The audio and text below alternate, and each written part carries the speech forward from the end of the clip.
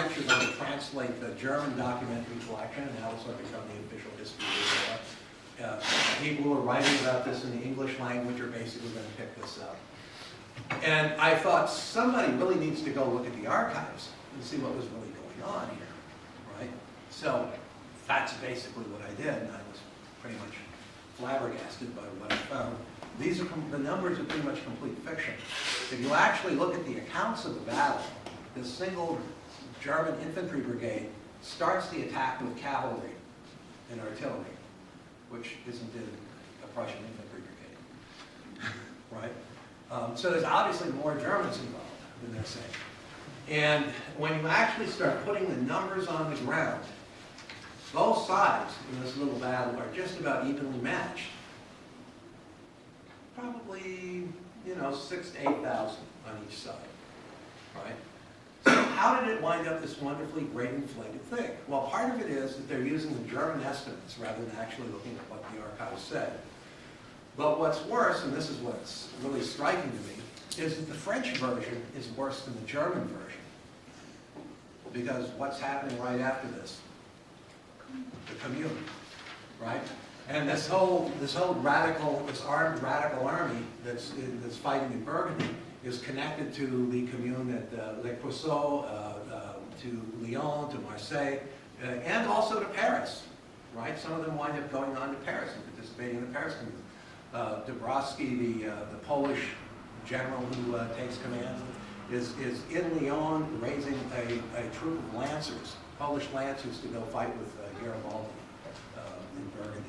So, you actually, there are connections, there are political reasons why the Third Republic, in its scramble to placate the old imperial army, because the new army that they kept after 1871 was basically old imperial army, right? And of course the church against the armed secularist radicals, right? What they wind up doing is they exaggerate things even further. 6,000, no, the Germans only had 4,000. Garibaldi, 30,000, no, he had 50,000, And you start looking at this and compare it to the real numbers, and you see just how absolutely arbitrary this thing is in terms of how they're playing this thing out. On the one hand, you have this mythology that Lafargue is talking about. Engels criticizes Lafargue for overgeneralizing that the Internationalists, but there definitely were members of the International, and there were definitely organizations associated with the International that were raising troops and participating in that stage of the Franco-Prussian War. And it outlasts that particular campaign. When the last of the fighting is sort of dying down in Dijon, the French and the Germans are basically agreeing to the armistice. And they insist that one area that the armistice is not going to apply is going to be the area around Dijon, right? As Bismarck says, he wants Garibaldi, he wants to parade him in chains through the streets of Berlin with a sign that says, "This is Italian gratitude," right? And as far as Bismarck was concerned, the reason that Italy was able to wiggle out from under France and out from under Austria was because of the Prussians putting pressure on both the Austrians and the French. So Bismarck really wants to sort of break this. And Bismarck also has that operation, you can see it in his view toward the Commune later, that he sees this war as a chance to destroy radicalism in Europe for a generation, right? So this is sort of his goal in terms of defeating that, even though the war is over. Just make sure that you can actually sort of rub it out. When the army marches away, it sort of slips out from under the encirclement of the city, and it goes back through that major industrial concentration, Creusot, South Breton, and they basically are arming the workers of that industrial community, who then rise up in their own sort of local version of the Commune. The leadership of the Commune movements in Lyon and Marseille generally have associations with the Garibaldians. I suppose that's not too much of a surprise. What I started coming to the conclusion as I was going through this was that probably we need to think about the International in terms of its influence beyond the organization, in terms of Garibaldi as much as Marx in that sense. because you have this sort of tradition of an international organization that goes back to 48, back to the time when they were organizing international legions to fight for the defense of the Roman Republic. And it also raises an interesting question about revolutionary strategies. We were talking about strategies in terms of this before. In many respects, what I think you have when you're looking at Garibaldi is a revolutionary strategy that is really different than Marx's. He has this notion of a united front, but it's sort of a united front on the basis of military action, right, rather than anything else. So that the goal, as they're approaching it, is to overthrow the existing state. And the assumption is, if you do that, that the masses will rise up and sort of fill the void of power.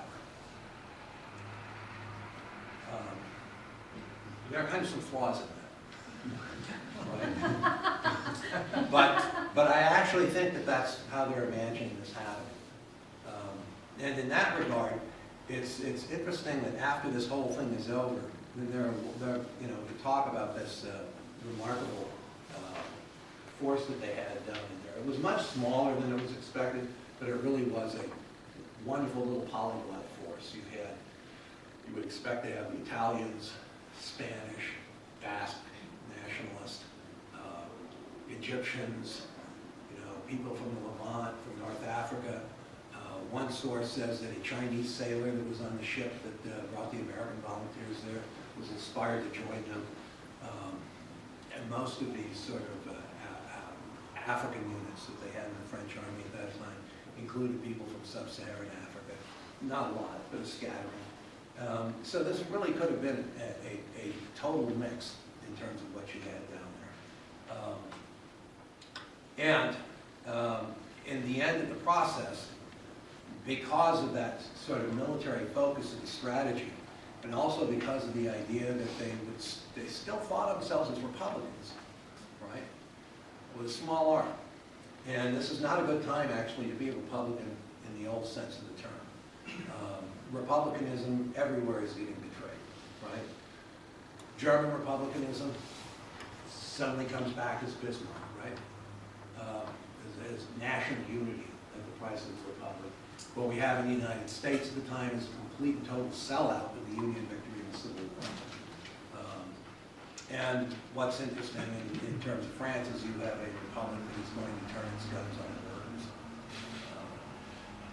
So I think my plan is to continue working on this, and I was using the numbers as an example, thinking about the mythologies associated with an event like this. The mythologies of Lafar, that this represented the international guns, and this much larger and more influential mythology that basically shapes our historical memory of it.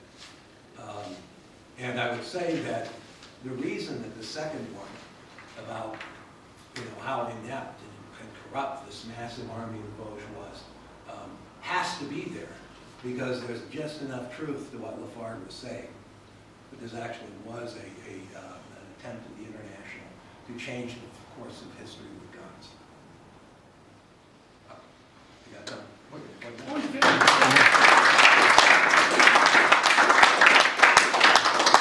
about to say you've got 5 more minutes, but I think we'll leave that for the discussion then, unless you really want to add anything else. Right, well, thank you for that, Matt. We'll go on now to Deborah Lavin, who she's a member of the Social History Society Committee, and well, the title of her talk is, she's the author of one of our recent publications and writing a book about Edward Aveling and the socialist and secondary movement. I think that's more or less complete. But today she's talking about Cherchez la Femme, 2 separate inaugural Second International Congresses, Paris, August 1889.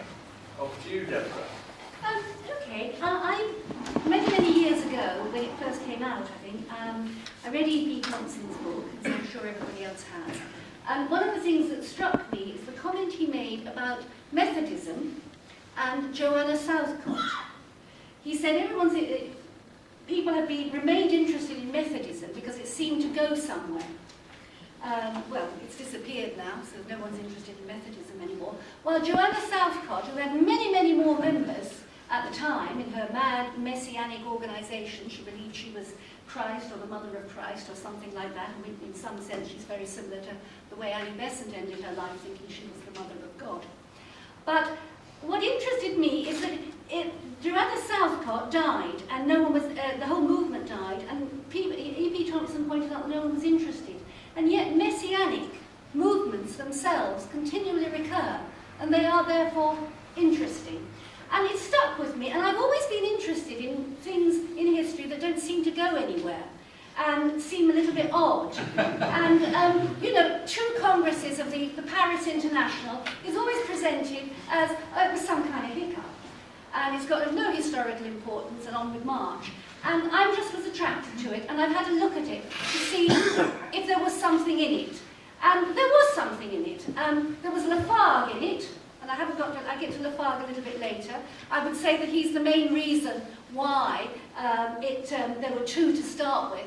But the reason why there remained 2 once they got there, because certainly Heinemann in the one conference and Liebknecht in the other very much wanted to merge, the reason that they stayed unmerged was because of Mrs. Annie Besant. Now, Annie Besant had problems with Edward Aveling and Eleanor Marx. They're personal problems. I'm not going to go into them now because I don't think that was actually her motivation. Her motivation in keeping the, and how she did it, her motivations were her deep, deep-seated hatred of socialism. Now that may surprise us because everybody says Annie Besant's a socialist. Annie Besant hung around with socialists from 1885 to 1889. She hung around with the Fabians, who were hardly socialists, I mean they're liberals, and she was considered so untrustworthy that George Bernard Shaw had to go with her everywhere to make sure she stayed on topic. You know, he was just, you know, he was there. She's going to a meeting, okay, I'm off with her. And she was also in the so-called in the SDF. Well, the SDF was Marxist. Completely, I mean, they were friendly and they talked to each other, but ideologically they had nothing in common. A recent book by a woman who I don't know, some of you will know, Louise Raw, has just actually demolished Annie Besant's reputation as a strike organiser. And I would say that she was never a socialist. She hung around with socialists because she thought it was the coming thing, and it wasn't. She went off to somewhere where she could make a lot more money and be considered much more important, and that was Theosophy.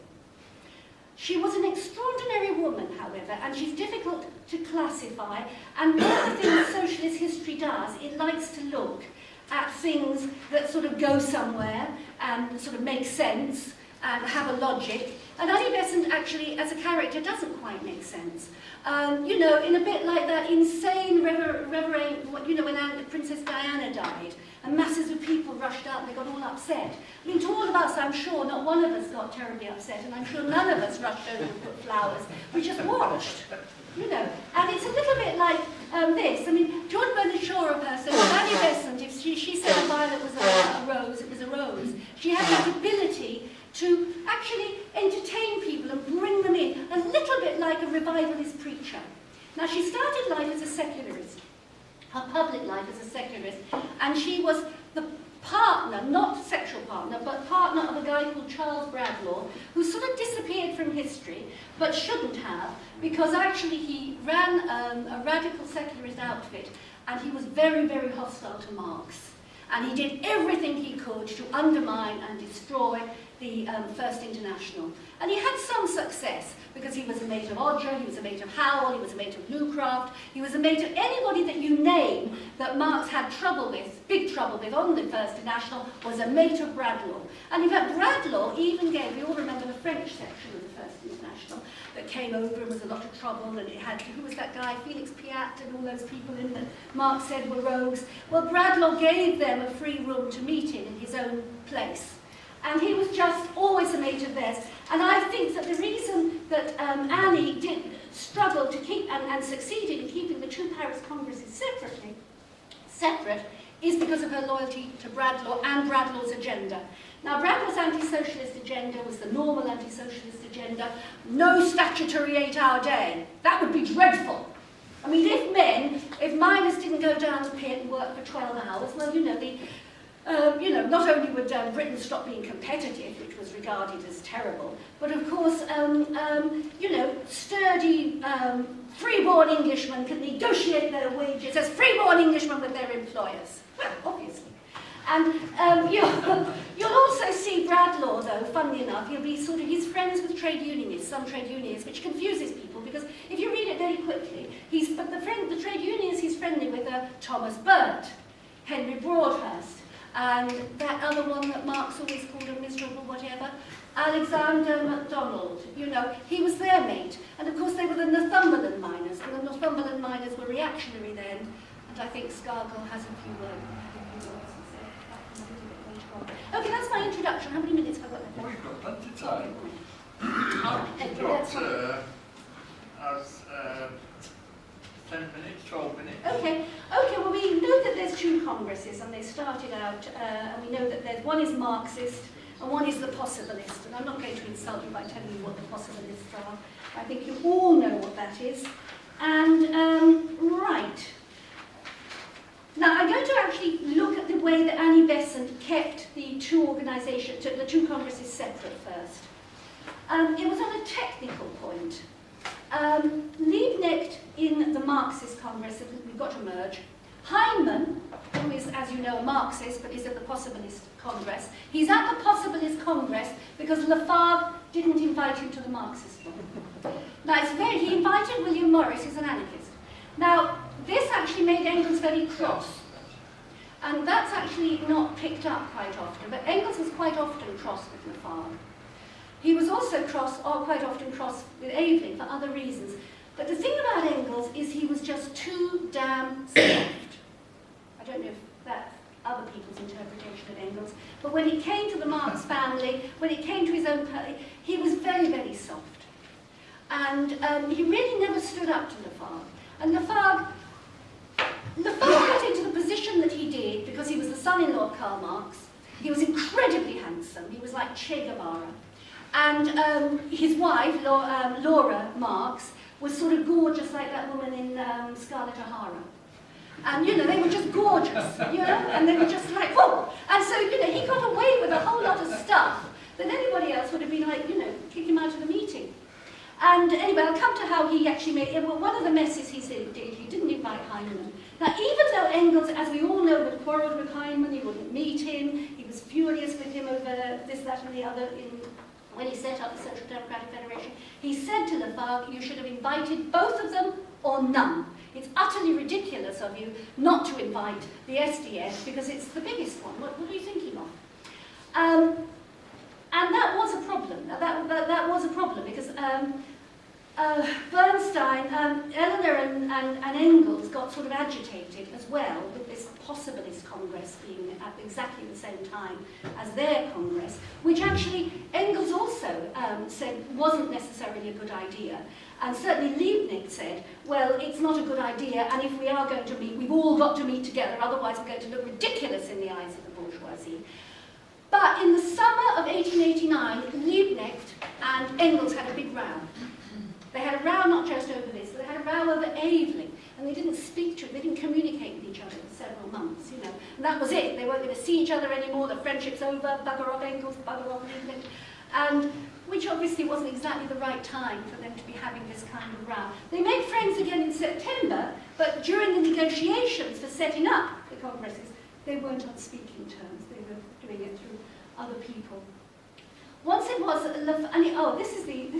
is the oddity, is that the Lafargue, as you know, is in the Parti Ouvrier, I can't pronounce it properly, and actually they had the Possibilist Congress had already been organised for September, and there was a discussion, and I think it was February, I forget the date, February 1889.